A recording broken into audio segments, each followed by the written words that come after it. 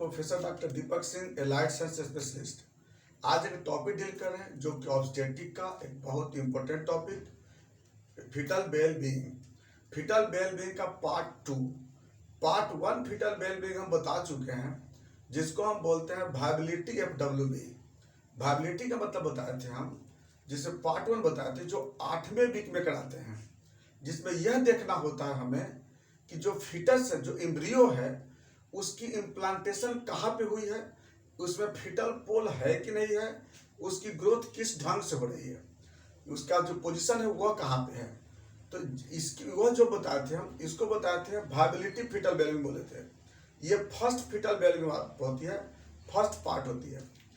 आज जो हम जिक्र कर रहे हैं यह फीटल वेलबींग का पार्ट 2, जो कि हम 12वें वीक में कराते हैं, 12th वीक में इसको कराते हैं।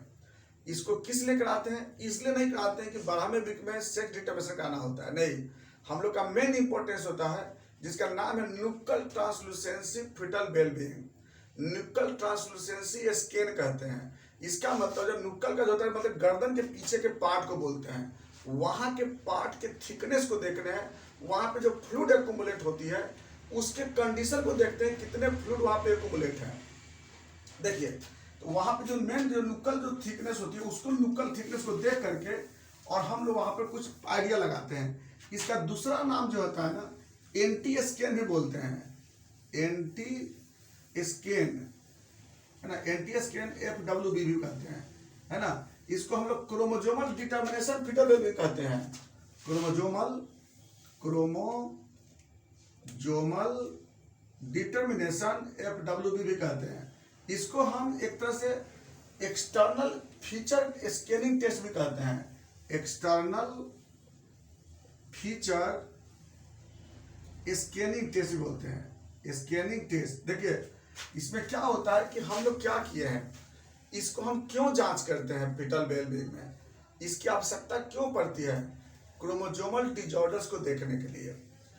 कोई जो चाइल्ड है, वह चाइल्ड कोई सीरियस अगर बाय द क्रोमोजोमल डिजॉर्डर्स का अगर सफरर है, तो बर्थ के बाद वो बच्चा या तो सर्वाइव नहीं करेगा, या सर्वाइव करेगा भी तो कई तरह के डिजॉर्डर सफर होंगे। इससे क्या होगी, पेरेंट भी परेशान होंगे, प्लस घर वाले परेशान होंगे। या फिर अगर वो आगे एडवांस स्टेज में अगर बाय द डेथ कर जाता है, इससे मदर को साइकोलॉजिकल इफेक्ट होगी। इससे पहले ही हम अगर जान लेते हैं ये बच्चा कोई सीरियस क्रोमोजोमल डिजॉर्डर्स का पेशेंट अगर है, तो हम लोग इसको यहीं पर MTP करा सकते हैं।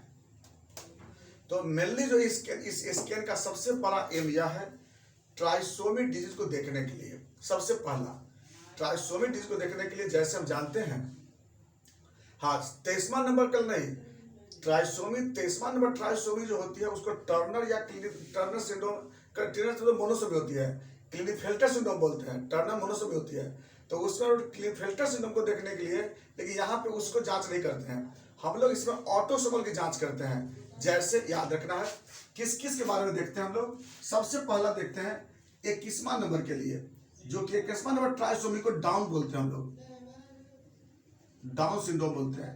अगर 18 नंबर क्रोमोसोम अगर बाय द वे ट्राइसोमी होती है, उसको एडवार्ड सिंड्रोम कहते हैं। अगर 13 नंबर क्रोमोसोम अगर बाय द वे ट्राइसोमी होती है, उसको पटाउ सिंड्रोम बोलते हैं। अगर 9वां नंबर अगर बाय द वे क्रोमोसोम होती है तो उसको मोजेसियन बोलते हैं। अगर 8वें नंबर होता है तो उसको हम लोग वारकनी बोलते हैं।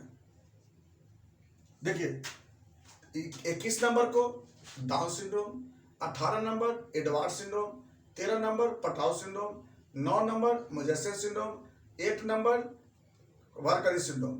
ये जितने भी आप लोग बता रहे हैं आपको हम, ये सब अगर बाय द वे ट्राइसोमी होने पर ये सर्वाइवल नहीं होती है। डाउन सिंड्रोम तक कुछ सर्वाइव कर भी जाता है, लेकिन बाकी का सर्वाइवल नहीं होता है। तो अगर हमको 12 वीक में पता चल गया सपोज दैट कि ये इस तरह के ट्राइसोमी से सफर है, तो हम इसको MTP करा करके आगे वाले कॉम्प्लिकेशन को हम रोक सकते हैं, और उस तरह के कॉम्प्लिकेशन से हम बच सकते हैं आराम से। ये तो हो गया मेरा कि इसका एम क्या होता है। तो मेन इसका क्या हो गया, तो आप लोग को क्या पता हो गया, इसका क्रोमोजोमल डिजॉर्डर्स का पता लगाने के लिए। दूसरा एम यह होता है कि फीटस का एक्सटर्नल फीचर कैसा बन रहा है। एक्सटर्नल फीचर का मतलब जो हैंड, पैर, नोज, हेड, नेक, ये क्या लग रहा है? एक्सटर्नल फीचर को देखने के लिए head, nose, neck, hand and feet, ये कैसा बन रहा है स्ट्रक्चर, इसके लिए हम इस जांच को कराते हैं। ठीक है, तो दो जांच, दो कंडीशन हुआ। और तीसरा में ये भी देख लेते हैं कि चलो जो ग्रोथ हो रही है तो यह ग्रोथ का कंडीशन कैसा हो रहा है, इसको भी देख लेते हैं। चूंकि सबसे पहली बात है, इस समय फीटस का जो वेट होता है अप्रॉक्स में 14 से 16 ग्राम के लगभग हो जाता है, और इस समय जो फीटस का लेंथ है अप्रॉक्स में 6 सेंटीमीटर तक हो जाता है।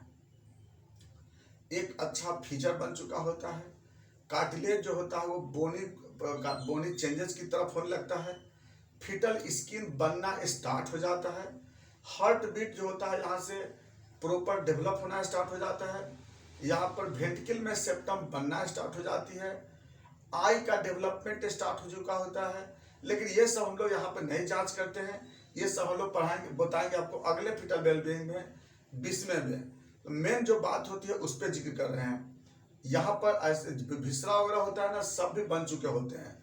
मेन हम लोग देखते हैं इसको, नुक्कल जो एरिया होता है पीछे का, उस एरिया को देखते हैं। अगर इसका जो एरिया थिकनेस है अगर 3 सेंटीमीटर से अगर कम है तब तो ठीक है, लेकिन अगर 6 सेंटीमीटर से अगर ज़्यादा रहता है इसका मतलब वो ट्राइसोमी है, वो डाउन सिंड्रोम का पेशेंट है या पटाउ सिंड्रोम का पेशेंट है। लेकिन 3 सेंटीमीटर से बिलो है तब इसका मतलब वो सही है। 3 से 6 सेंटीमीटर का एक रेंज दिया गया है, इससे वही कंट्रोवर्सी होती है। लेकिन यह हम लोग इसी से हम लोग देखते हैं कि ये किस टाइप्स का या क्रोमोसोमल डिसऑर्डर्स का सफर है या नहीं है। तो इसमें हम लोग जो फीटस है, फीटस का जो प्रेजेंटेशन है इसमें कुछ समझ में नहीं आता है, क्योंकि प्रेजेंटेशन इसमें वेरिएबल होगी। अम्बिलाइकल कॉर्ड बन चुके होते हैं, एमनियोटिक फ्लूइड लगभग 60 से 70 ml एमनियोटिक फ्लूइड मिलेंगे। इस समय जो एमनियोटिक फ्लूइड बनती है उसको फर्स्ट स्टेज एमनियोटिक फ्लूइड बोलते हैं, जो कि मदर के डिसिडुआ से ये सिंथेसिस होती है। तो ये जो होता है इसको हम लोग नुक्कल ट्रांसलूसेंसी स्कैन बोलते हैं, और ये ट्रांसलूसेंसी स्कैन 12 वीक में कराना है। इसको कराने के लिए किसी भी तरह की नॉन इन्वेजिव की जरूरत नहीं होती है। जो पेशेंट हो, जो पर्सन है, उसको नॉर्मल हमें स्कैनिंग के पास जाना है, नॉर्मल डाइट जो लेते हैं उस समय किसी तरह की इसमें इन्वेजिव और पेन की कंडीशन नहीं होती है। इसमें हम लोग जो अब्डोमेन के सरफेस पर हाइड्रोफिलिक जेल को लगा करके जो ट्रांसड्यूसर होता है उसके सहारे अंदर के इमेज को ऑब्जर्व कर लिया जाता है।